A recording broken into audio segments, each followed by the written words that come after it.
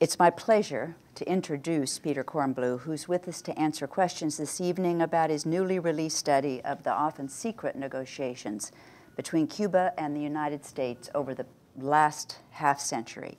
Written with William Leogrand of American University, the new book, Back Channel to Cuba, is both a scholarly, diplomatic history and also a cloak and dagger tale.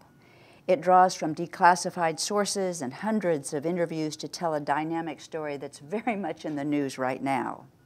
Peter's a senior analyst at the National Security Archive and director of the Archive's Chile and Cuba documentation projects. Previously, he was an adjunct assistant professor of international public affairs at Columbia University.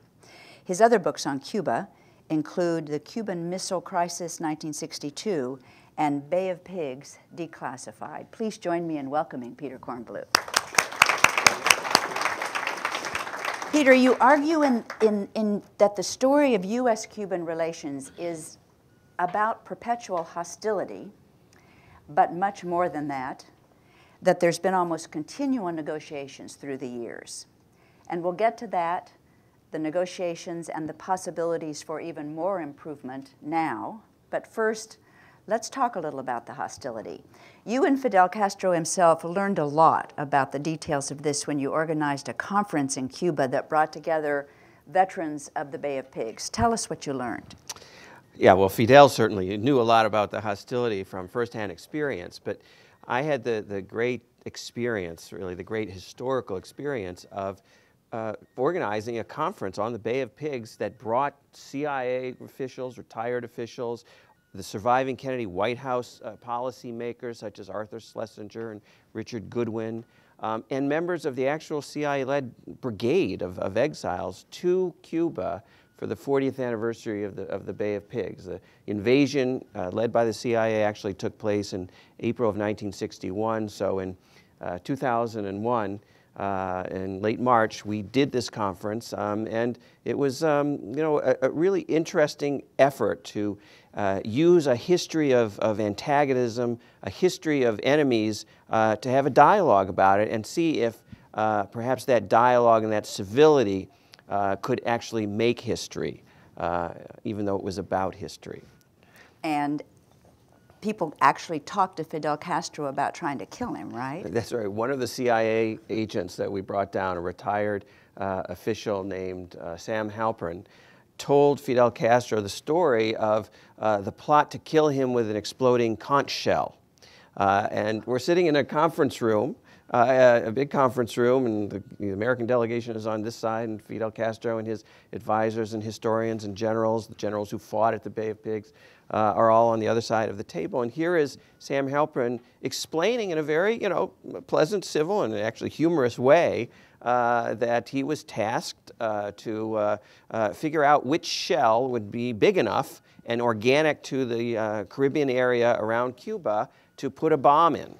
And he had to do all the research and had the librarian bring the encyclopedia of shells, of Caribbean shells, down to his office, and he picked out the big conch shell, and the CIA's Technical Services Division actually, put a bomb in it, and he got a mini submarine ready to ferry the bomb, onto the ocean floor near Cuba. And then he went to his superior officer and said, everything is all set, we got the bomb, we got the submarine, we're ready to go, we have one problem. How do we get Fidel Castro to pick up this particular shell? Do we put a flag on it that says, hello, pick me up? And Fidel's on the other side of the table laughing, and it's just very interesting and humorous, but this is your tax dollars at work in 1961. And what was the story, I can't remember, about the scuba diving outfit? Well, that is a story that is so fascinating because it is a story that takes place in the middle of secret talks and negotiations for a prisoner release conducted by a New York lawyer that had been secretly enlisted by the Kennedy brothers to represent the White House in getting the Bay of Pigs prisoners released in the fall of 1962. And then after he achieved that, this lawyer, James Donovan, went on to try and get a team of CIA guys who were in Cuba's jails. They'd been caught red-handed bugging a building in 1960, and 24 other American citizens who had been arrested for counter-revolutionary activities. he was attempting to get them out as well, and he was conducting these negotiations with Fidel Castro, and as a confidence builder, he decided to bring Castro a scuba diving suit.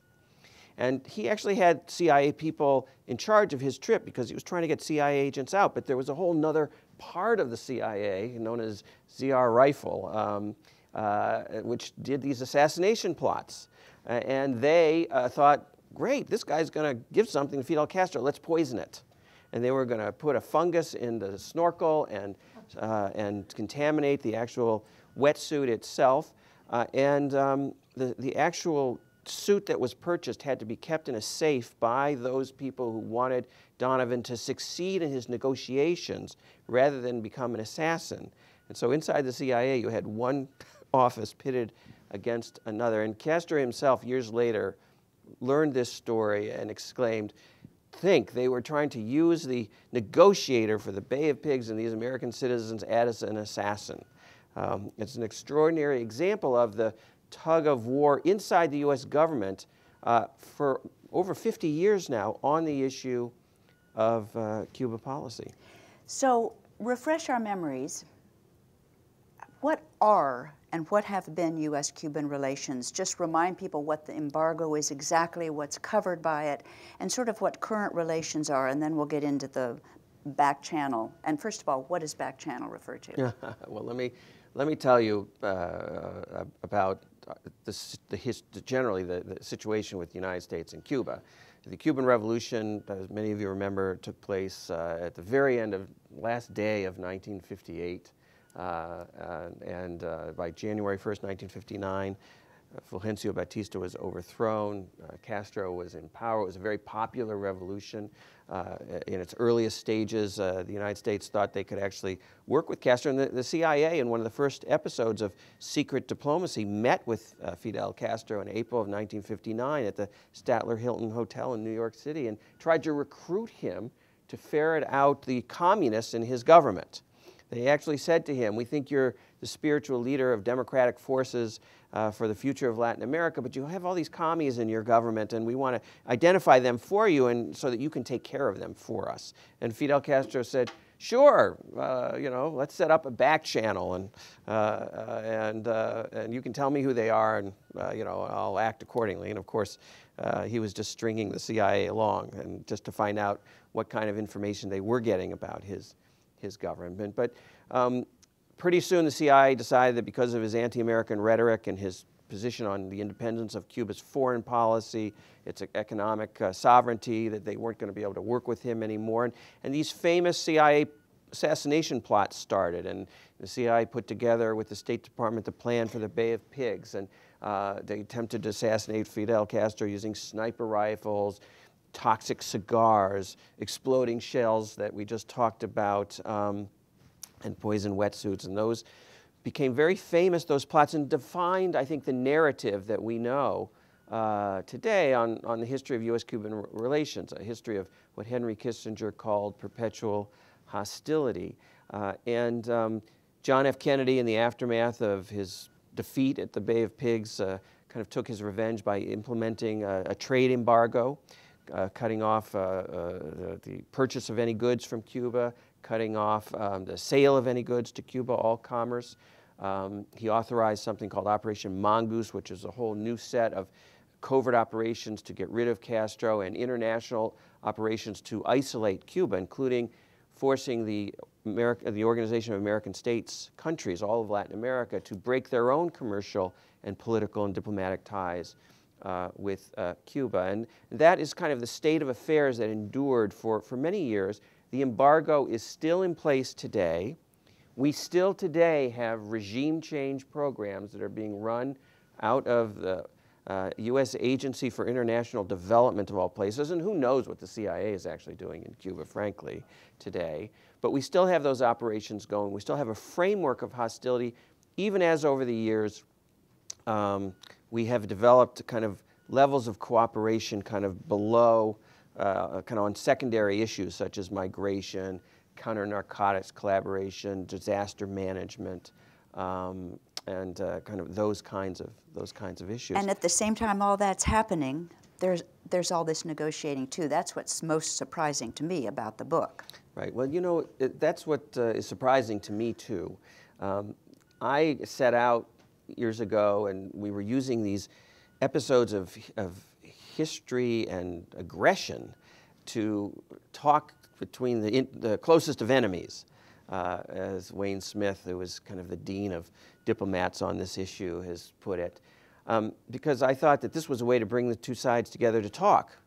But in fact, it turns out that over the last 20 years, we've managed to get the documents declassified that show that the two sides have been talking all along, but because it's so politically sensitive, they've been doing it very discreetly, for the most part very secretly. Presidents have talked to the Cubans about a lot of things. In fact, every single president since Eisenhower has seen some reason to actually talk to the Castros about various U.S. interests, and several presidents have actually secretly tried to negotiate with the Cubans a complete change in the hostility in our relations and normalize relations. And those are surprising stories that are far more relevant today than the history of antagonism. The presidents weren't doing the talking. They were using back channels. Because they what are back channels? Right, because it's so sensitive to talk to the Cubans, even today, Barack Obama finds it difficult to simply say, you know what, I'm frankly able to sit down and openly talk to Raul Castro. What's the problem? Presidents haven't been able to say that for a wide variety of reasons, going all the way back to John F. Kennedy. Kennedy, of course, was known as the president who green-lighted the Bay of Pigs invasion, authorized Operation Mongoose, imposed the U.S. trade embargo, and almost obliterated Cuba during the Cuban Missile Crisis as a way to get the missiles out of Cuba. And yet, after the missile crisis, he decided that it would be a good idea to have better relations with Cuba if that was possible. He used a back channel. I'm sure there's some diplomatic people in the room who know what that is, but essentially it's a way of going around the bureaucracy, of not doing something openly, of kind of quietly talking by using intermediaries. Sometimes those intermediaries are U.S. officials, and sometimes they're not. Sometimes they're extraordinary individuals like a Nobel Prize winner for literature, Gabriel Garcia Marquez, or the president of the Coca-Cola Company, J. Paul Austin, or the daughter of David Rockefeller, Peggy Dulaney. And the list of characters goes on and on throughout this rather colorful, interesting, and I think very relevant history of U.S. dialogue with Cuba. And sometimes it went quite far. Give a couple of examples of a back channel negotiation and describe what was being negotiated and how far they got and then what derailed it. Well, there was John F. Kennedy.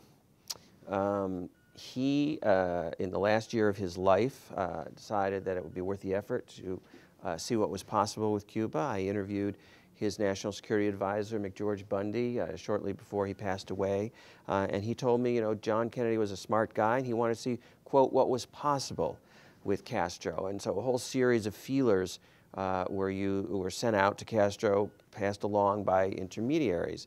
He used James Donovan, this New York lawyer who had won Castro's confidence in negotiating these prisoner releases. He then, the Kennedy administration then used a pioneering, gender barrier breaking female journalist of ABC News, a woman named Lisa Howard, who had gone to Cuba to interview Castro for ABC in 1963 and had come back and met with the CIA. And during her debriefing, she had passed along all this information about how interested Castro was in better relations with the Kennedy administration. And she decided to use her New York apartment on Central Park as a communication central for secret phone calls between Castro's office and U.S. officials at the UN mission in New York. And then literally on the last day of his life, John F. Kennedy had another journalist, a French journalist named Jean Daniel, carrying a message to Castro and meeting with Castro in Cuba and Veradero Beach and saying, President Kennedy feels like coexistence is possible. He'd like to see this and that happen with Cuba, and Castro's exclaiming, gosh, you know, something could change here. He could be the greatest president in the history because he understands that the socialist camp and the capitalist camps can live together in some kind of harmony. And of course, then the radio reports came in that President Kennedy had been killed in Dallas, and Castro turned to Jean Daniel and said, there goes your mission of peace. That's one example of what might have been. Another is Henry Kissinger, of all people, Henry Kissinger, who, of course, goes down in history as somebody who supported dictators like Augusto Pinochet. You wouldn't think he would be open to normal relations with the Cuban Revolution, but he was. And he secretly wrote a message to Fidel Castro in the summer of 1974. He used, for the purposes of plausible denial, he used a very famous Democratic Party strategist named Frank Mankiewicz, who just passed away 3 weeks ago, as his emissary to Castro. Mankiewicz had gotten permission using his own interlocutor, Saul Landau, to get to Castro and get permission to interview Castro on camera in 1974.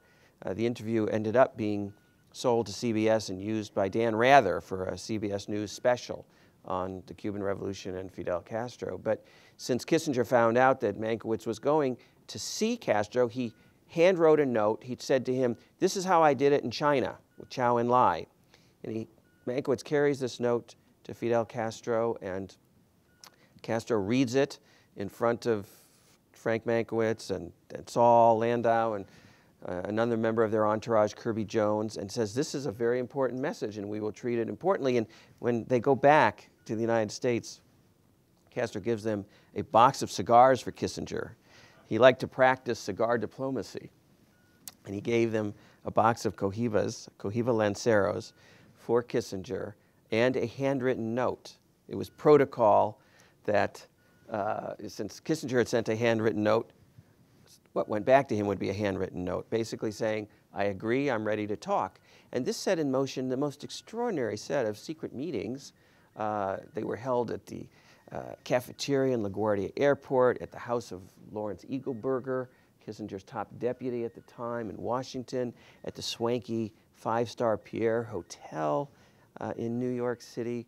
A whole set of meetings to actually discuss normalizing relations. It all fell apart after about a year of this effort, of these secret meetings, when Castro decided to send troops into Angola to support the fledgling new government of Agustin Neto, who was kind of leading Angola into a post-colonial era and facing guerrilla forces that were supported by the CIA and supported by the South Africans, who were challenging Neto because of his Marxist bent. And Kissinger was behind the CIA operations there. And suddenly here was Castro, that pipsqueak, as Kissinger referred to him in talks in the Oval Office, challenging Kissinger's global plan by projecting force in Africa. And so this whole set of talks fell apart. Jimmy Carter picked up on these talks, however, and he had a whole series of secret meetings as well. His emissaries, including, by the way, the former executive director of the World Affairs Council of Northern California, Peter Tarnoff, was a secret emissary discussing and conducting diplomacy with the Cubans, even meeting with Fidel Castro on Carter's behalf to discuss normalizing relations.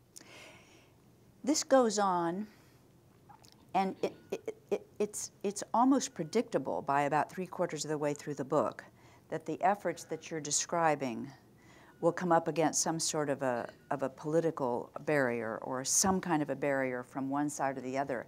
And you talk about a Gordian knot. What's the nature of the Gordian knot that still exists, really, between the two countries?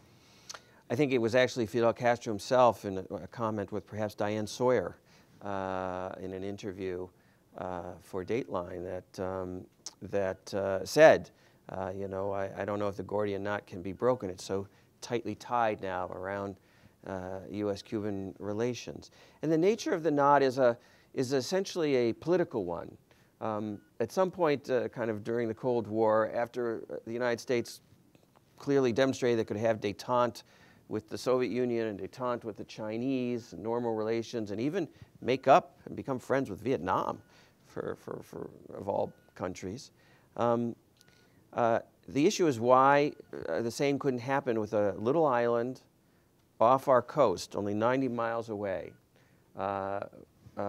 with this whole history of ties to the United States and challenge to the United States.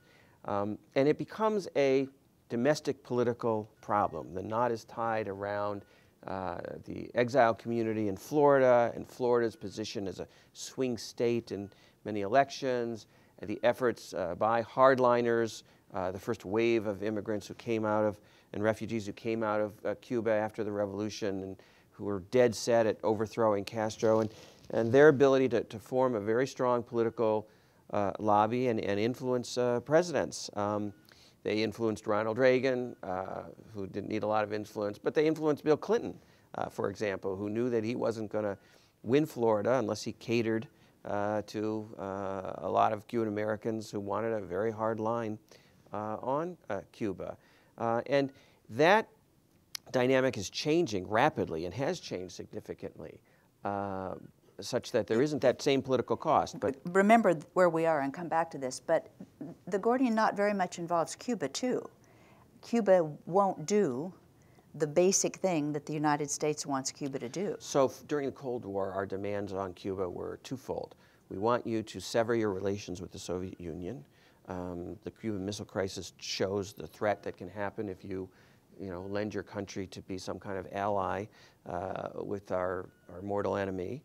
And two, we want you to get out of Latin America. We don't want you to be training leftist guerrilla forces in countries like Colombia or Venezuela during the 60s or in the late 70s, supporting the Sandinistas and the Nicaraguan Revolution, and then funneling arms to the Salvadoran guerrillas during the Civil War there. Those were the two things during the Cold War. Yeah. But then the Cold War comes to an end, and it has been over for 25 years, and there's an amazing episode in the book that is actually based on Russian documents that we got in the Russian archives after the collapse of the Soviet Union, in which the Russians themselves become intermediaries from Castro to the first George Bush. And they basically say, look, the Cold War is over, the Soviet Union is, we're no longer, why not bury the hatchet with Cuba? And then George H.W. Bush says, well, those issues that we focused on before aren't relevant anymore, but we don't want to have normal relations with Cuba until they're a democracy. So now, if they democratize, we'll think about lifting the embargo. And every president since then has kind of lent weight to that argument in one shape or form, but really the issue has been more domestic politics than a true concern about democracy in Cuba. Of course, our foreign policy has not been governed by whether other countries are democracies or not. We have relations with China. They're not a democracy. We have relations with Vietnam. They're not really a democracy. The monarchies in Saudi Arabia, aren't really democracies either. So it's really an issue of our interests and politics here. So I interrupted you when you were talking about coming into the present. The political situation's changed. Bring us into the present and tell us what you learned from reading about these not successful and some occasionally slightly successful back-channel efforts, and why is what you learned so relevant right now? Why are Cuban-U.S. relations in the news again right now? Cuban-U.S. relations are in the news, and this is why I'm so delighted that we get a chance to talk about this now. The New York Times is running editorials and seems committed. 5 editorials so They're far. running 5, and I can whisper and say that they're going to run a 6th and a 7th. Let's just put it this way. The major newspaper of the United States of America is not only committed to running editorial after editorial on the issue of Cuba policy, but is now publishing those editorials online in Spanish as well as English to make sure that the Hispanic community in this country and around the world that reads the New York Times has access to these arguments. That's something brand new and really quite important. A lot of people think that somehow the Obama administration has influenced the New York Times to do this, but that's not really the way it works. But what the Times understands is that there's an opportunity for these editorials to be relevant. Because of what President Obama said in the past. Because of what has happened, of where we are. We are in the last 2 years of a second-term Democratic president. He doesn't have to run for re-election anymore. He doesn't have to worry about votes in Florida or raising money from the exile community. He doesn't have to worry about his presumed successor as the nominee for the Democratic Party, Hillary Clinton, who has come out herself and said, I'm in favor of lifting the embargo. It's not serving U.S. interests. The Cubans use it as an excuse to justify all their problems. We should lift it. She understands that she can get the votes in Florida and that she can raise the money in Florida, taking that position. So the current president doesn't have to worry about the next candidate because she's already taken a position for a better policy. He would be helping her, actually, if he made some movement towards better relations. Second factor, the entire region of Latin America wants the United States to bury the historical hatchet with Cuba. And we've had a rebellion in the inter-American community. In 2009, the OAS countries voted to rescind Cuba's rejection from that international body and invite Cuba to rejoin the OAS. And even more importantly, at the last Summit of the Americas, the Latin American countries said to President Obama, we won't go to the next summit unless Cuba is invited. We won't tolerate anymore one country being singled out and isolated by you for no good reason. So if you want to have another Summit of the Americas next April in Panama, we are going to be inviting Cuba. And you can come or you don't have to come.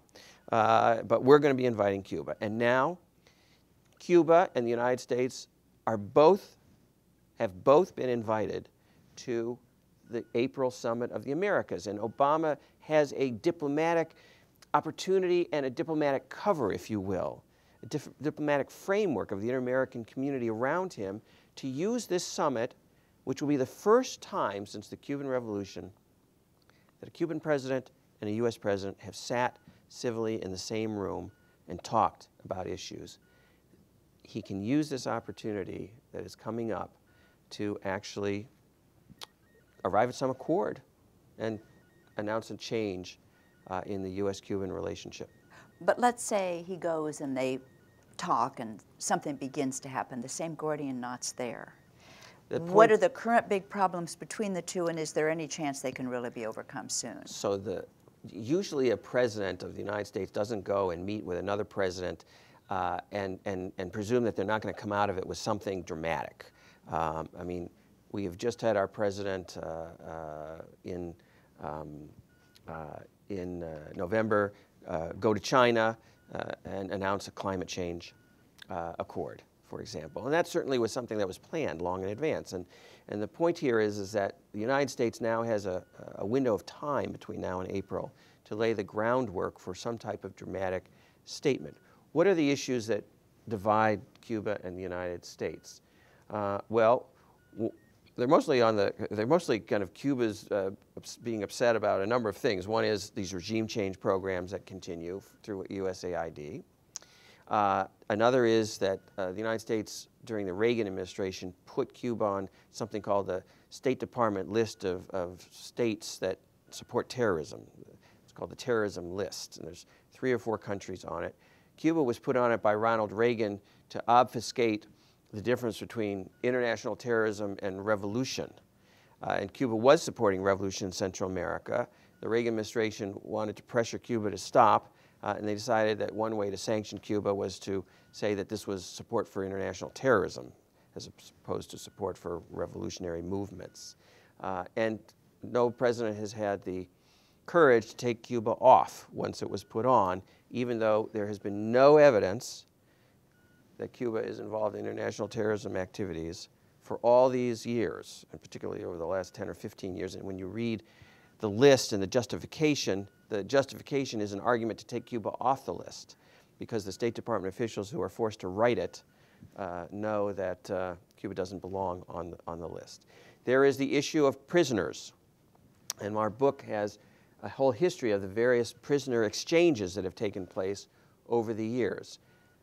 In Cuba, there is a USAID subcontractor named Alan Gross. On December 3rd, he will commemorate the anniversary of 5 years since his arrest in Cuba for smuggling onto the island secret satellite communications equipment over the course of 5 different trips that he took in 2009.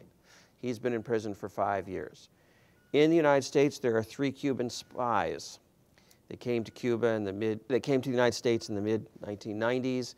The majority of them were focused on Cuban exile groups that had a history of supporting terrorism against the island of Cuba.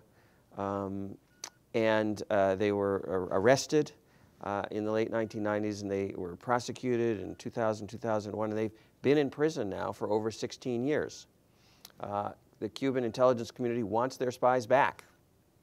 And let me just say to you, if Alan Gross was a bona fide CIA agent, he would have been back to the United States and his family well before now, because the CIA would have made sure that one of its own was returned.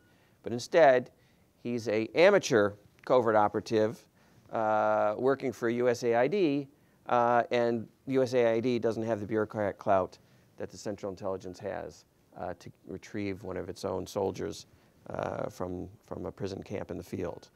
So those are issues on the table. There are other issues. Cuba would like to see, of course, U.S. investments because it is changing its economy from a very strictly state-dominated economy to a much more Chinese model of a mixed economy, much more private enterprise. And they would like the U.S. support for this. They know that investment is eventually going to come mostly from the Cuban-American community in Miami, many of whose members want to get back into Cuba. And so they would like to see the embargo lifted. And they would like to see normal relations because, just like any normal country, they don't want to live under the shadow of the threat of the United States of America. And I think lifting that threat will eventually lead to many of the changes that many people would like to see happen in Cuba. How many changes could the president make on his own, given the fact that it's now law that the embargo can only be changed by Congress? Right. For many years, the embargo itself was a presidential decree. The President Kennedy decreed the embargo in 1961. It was expanded over the years to include other things. It originally didn't have food and medicine in it, for example, and then Lyndon Johnson added food and medicine to the embargo.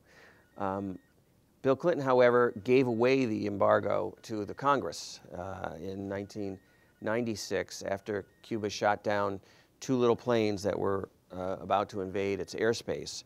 They'd been coming. They were from a group called Brothers to the Rescue that had been overflying Havana and dropping leaflets and trinkets and propaganda over the island. And Castro, who had a long memory of little planes coming in the early 1960s and dropping bombs and incendiary devices on the sugar fields and on installations in Cuba, basically repeatedly asked Bill Clinton to stop these flights.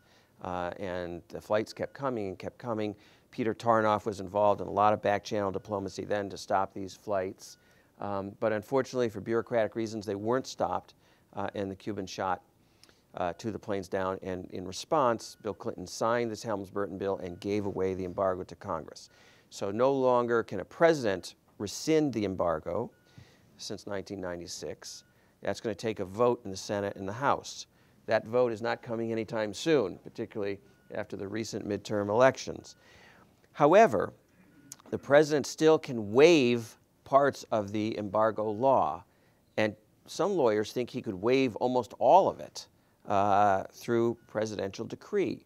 So he can start to poke holes. He can create exemptions for the sale of all sorts of goods and for the purchase of goods from Cuba as well. He can enhance the telecommunications exchanges between Cuba and the United States. He can stop penalizing internet companies such as Google. He can lift the threat of penalties if they are able to and allow them to operate in Cuba. The embargo prevents them now from doing that. We've expended all of this taxpayers' dollars in these cockamamie efforts to enhance communications in Cuba when all we really need to do is normalize the internet access for Cubans and let them get information that way. But the embargo so far prohibits that. There's just a range of issues that Obama can address as president if he has the courage to do so.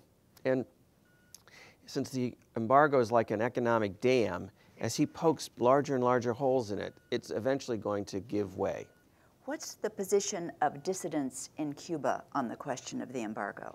The leading dissidents, both kind of the religious dissidents and the bloggers, Ione Sanchez, they all feel that the embargo should be lifted because they, and Hillary Clinton makes this argument as well, they feel like the embargo is used as an excuse for all the ills in Cuba. You know, if you listen closely to Raul Castro's speeches over the last couple of years, you'll see that he uses it far less as an excuse and in fact actually has said to the Cubans many times, we're not going to blame the United States for what's going on here. We're going to, because we need to reform what we're doing. But the dissidents would, for the most part, like to see the embargo lifted because I think they will feel empowered by greater communication and flow of travel between the United States and Cuba. And a final short question before I turn to the audience questions. Fidel Castro is how old now and how's his health? And how old is Raul Castro and how's his health? And who's really in charge? Well, Raul Castro is really in charge.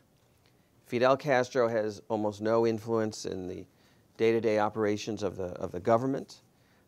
He is, I believe, 88 years old now. He mostly stays at home with his wife. He still writes a commentary for the Communist Party newspapers, Granma and Juventud Rebelde. In fact, his most recent commentary was reprinting the first New York Times editorial that called for lifting the embargo and offering his thoughts about why the Times and why Obama might actually do that. He is quite elderly now, makes very few public appearances. Raul Castro, I believe, is 83, turning 84. He has made it quite clear that he is retiring as president at the end of the term, the 5-year term that he has, his second 5-year term. And he's mandated kind of 10-year limits on everybody in the Cuban government.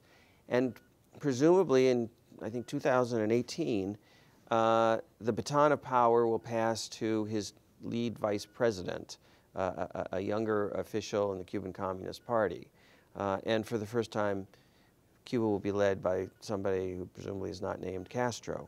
Things are changing in Cuba. The United States is sidelining itself from having any real influence on those changes, both the economic changes that are taking place and the eventual political changes that are taking place, because we refuse, against our own self-interest, to take the steps to build the bridges of political influence, economic influence, and cultural influences that we could have and that we have with other countries.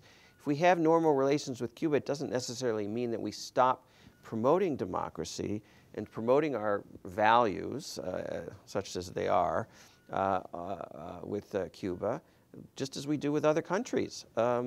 It simply means we're going to do it in a different way and in a way that is much more likely to be productive than the 55 years of the failed policy that we have until now. Okay, we're going to turn to the audience questions now. Here's the first one. What cooperation did you get from the Cuban government in getting Cuban documents? Well, that's a very good question. And the answer is essentially very little cooperation from the Cuban government, with a couple of exceptions. We started our conversation about this conference on the Bay of Pigs that we did in 2001. And basically my argument to the Cubans was that usually victors tell the story of history. That's a very common expression. In the case of the Bay of Pigs, the losers told the story because the Cuban exile community and the U.S. government, and with the release of all its documents, basically dominated the way the history was told. And I said, here's your opportunity. If you declassify documents on the Bay of Pigs, the entire international press community was coming to this conference. They will read these documents and they will use them to write their stories. So if you want your history to get out, this is the opportunity, but we're bringing several hundred formerly top secret documents on the Bay of Pigs, and we're going to be handing them out. If you want to match us, reciprocity, equal sides, if you want to present your story, you need to release the documents. And they did. The general who had led the fight from Cuba's side at the Bay of Pigs, came to me, and he had this leather-bound volume, and it had a big declassification stamp in it. It said declassificado on it. And he said, we made this declassification stamp just for you. He said, there is no Freedom of Information Act law in Cuba, but we're declassifying these documents for this opportunity. And the same thing happened with the next conference, which was the 40th anniversary of the Cuban Missile Crisis.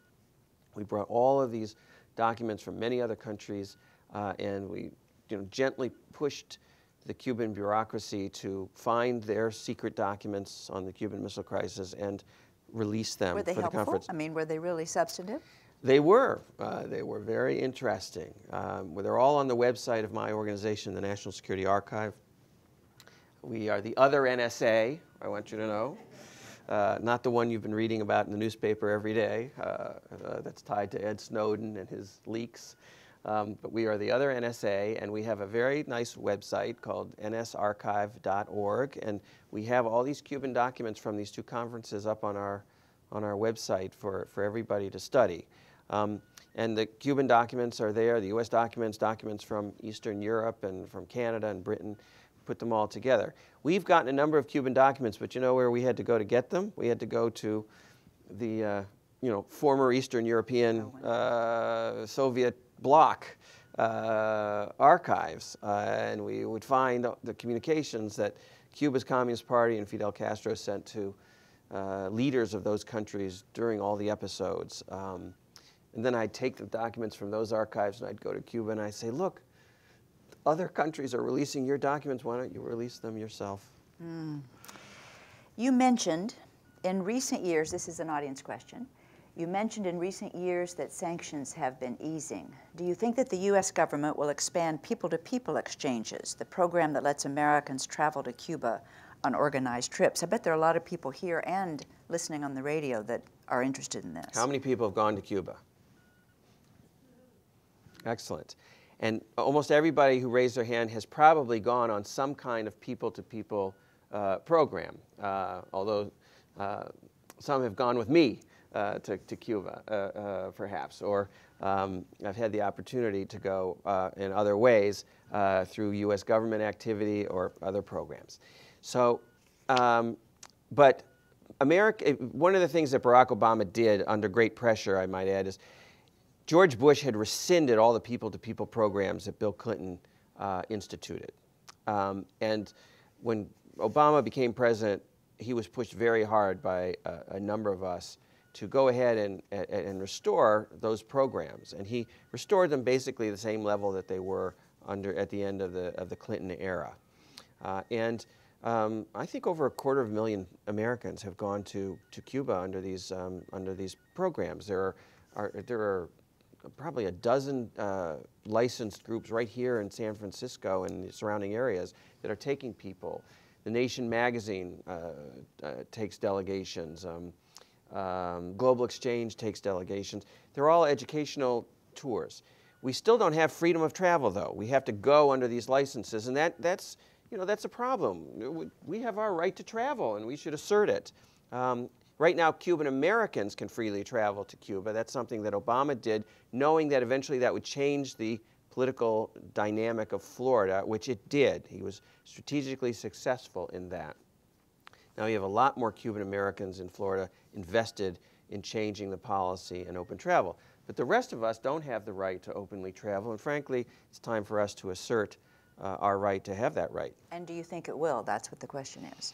I think that Obama, first of all, should acknowledge that it's going to take a vote in Congress to fully lift the travel ban, which is kind of generally part of the embargo. But Obama can even expand much more than he has the categories of what people-to-people are, to have broader definition of religious trips, broader definition of humanitarian trips, broader definition of education, such that almost all of us can go. That's what he is able to do without a vote in Congress. He has only 2 years left to do this, and he's going to have to do some other dramatic things if it's going to be successful. Expanding travel is one, but travel is, as I say, there's already a lot of people going, and since he can't quite completely let us all go freely, he I think is going to focus on other things. There are a lot of interesting questions here about the embargo. Let me ask 3 or 4 of them right now. How much of the Cuban-American business class supports the embargo for their business interests, or just supports the embargo? Is there pressure from the, let's put it this way, is there pressure from the Cuban-American business community to end the embargo? To end the embargo. Yeah, let's put it that way. Right. So one of the wealthiest and originally most hardline Cuban-American family, the Fajuls, who owned a lot of sugar land in Cuba before the revolution, and were big financiers of counter-revolutionary activities at a time. The 2 brothers have recently come out and said that they've traveled to Cuba, one of them in particular, that they would like to consider investing in Cuba, even with the revolution still in place, and that they are talking to the White House about this issue. And there was a huge write-up in the style section of the Washington Post about this kind of significant change in the attitude of the business elite of Florida. And the powerful economic powers of Florida. That's not to say that everybody in Florida wants to lift the embargo, but it is to say that important economic and influential players in the Democratic Party and in Florida are now taking a stand that since the economy is changing and since investment and private enterprise is on the rise in Cuba, they would like to get in there and invest. And of course, Cuban Americans are going to be the most savvy investors. Well, because they know the country the best. This is not an actual follow-up question by the same person, but it's sort of a follow-up.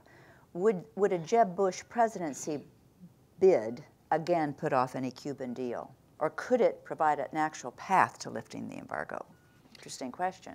I mean, I have to say, I don't think that Jeb Bush is going to fully change his policy that he's known for on Cuba. When he was governor of Florida, he was completely, I have to say, in the pocket, or at least beholden to, the most hardline of the anti-Castro exile community.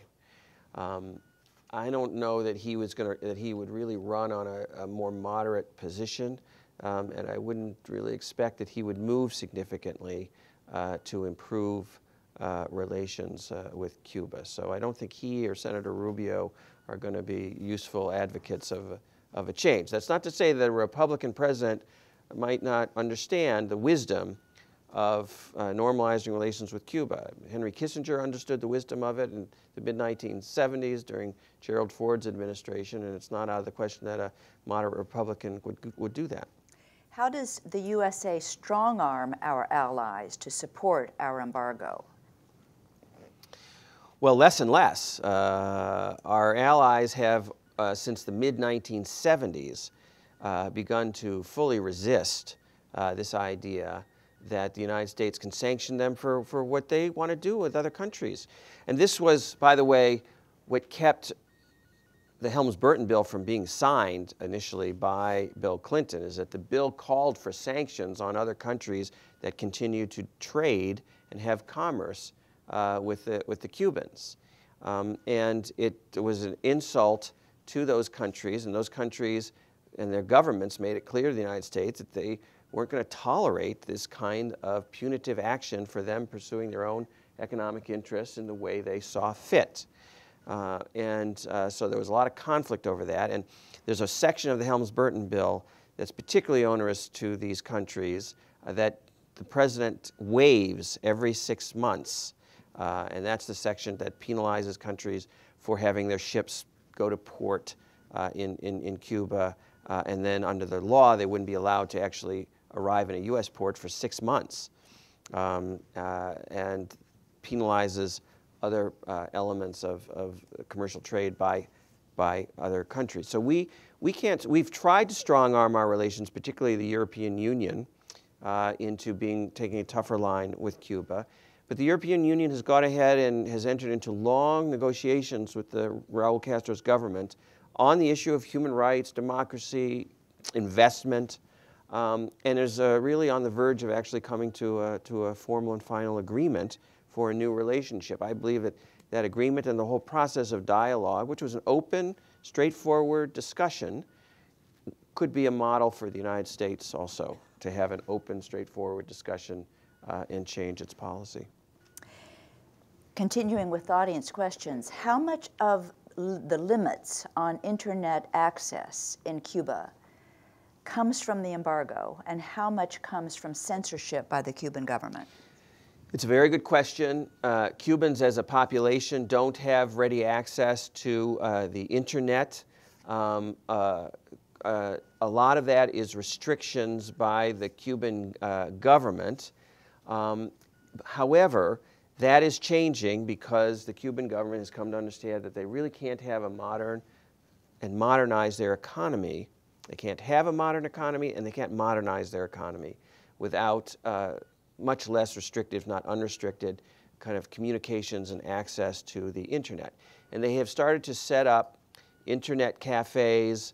There was a discussion when I was down there just a few weeks ago of how they were going to set up huge routers and let kids who hang out on the Malecon, the main drag, the main road along the ocean, kind of be able to use computers and work out in the open.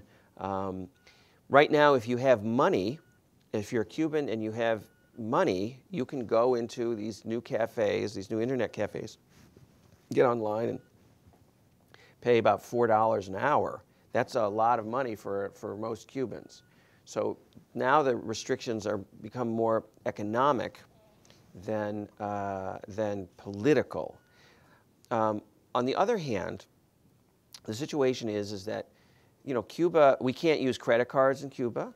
So, you know, no Cuban can use Amazon.com. Google is prevented from really operating in Cuba, and that could change. You know, part of what could be ironed out between Obama and Raul Castro next April is an accord on telecommunications, is more an end to the embargo on international internet services to Cuba, and even an activist position on the part of the United States to say to the Cubans, we're willing to open up this channel of communications and this channel of information, and if you work towards making it much less expensive, if not free, we're going to change the dynamic that we have today. Given that Cuba has not had a democratically elected government, what are your views that it could make an effective transition to a more responsive system? I mean, that's an excellent question. Cuba has not really had a kind of open system for decades and decades and decades. Even long before the revolution, there wasn't much of a democratic tradition in Cuba. You know, I don't think democracy is coming to Cuba anytime soon. The Communist Party has showed its resilience, and this transition from Fidel Castro to Raul was almost seamless. And even in the kind of worst of the economic period, there weren't mass protests against the government, but more an effort to try and leave. And that's been I think something that has helped the endurance of the Cuban Revolution, as restrictive and repressive it has been. There's always a safety valve, a release valve, and that is people leaving. And the United States and Cuba have tried to more normalize migration so that people aren't lost at sea, and that is, I think, working to everybody's advantage. Actually, there are some rafters that are taking sail now, frustrated with the slow pace of economic change, but there's also a much greater immigration accord and more people officially leaving. One of the main changes that Raul Castro has made is he's kind of ended this onerous application and payment service for exit visas for Cubans and basically said, we're going to simplify this, we're going to make it less expensive, you can go and you can come. It's not like once you go, we're not going to let you come back.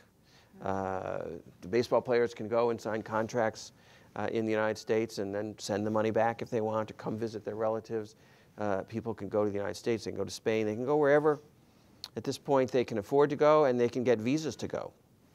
And so they're more normalizing that process. But I don't think that democracy is going to come anytime soon. I think that our ability to influence it will be greater when we have simple, normal relations. Because I think the repressive apparatus of Cuba will lose its reason for being if this kind of existential threat of the North, of the Colossus of the North, that the United States has kind of held over Cuba since the Bay of Pigs invasion, goes away. The national security managers of Cuba will have much less to manage if there's friendly relations with the United States of America.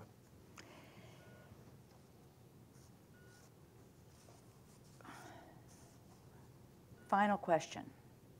What action would you recommend that the President take to mend and reform our relations with Cuba, and with what priority? And by the way, this is the last chapter of the book, advice about how this might be done. In the book, in the last chapter, we pulled together the top 10 lessons of all the secret history of diplomacy with Cuba. I don't really have time to go through all 10 lessons, but we look at the issue that is always asked: does Cuba want better relations? And we point out that, in fact, the history shows that Fidel Castro has reached out to almost every single president, even the most hardline, Richard Nixon, Ronald Reagan, with gestures towards peace. He's practiced cigar diplomacy. He's sent messages and emissaries saying, we'd like to have better relations.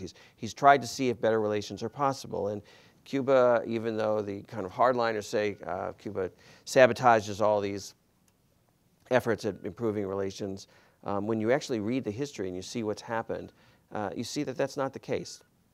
The Cubans would like the validation of the revolution with better relations, and they'd like not to live under the threat of U.S. aggression in the future. So there's that lesson. There's the lesson that presidents and secretaries of state like Kissinger who've tried this kind of reciprocity approach, quid pro quos. We do something nice for you, and then you make this change for us. That this kind of incrementalism doesn't work. It takes time. It's susceptible to the enemies of change, organizing, sabotaging, and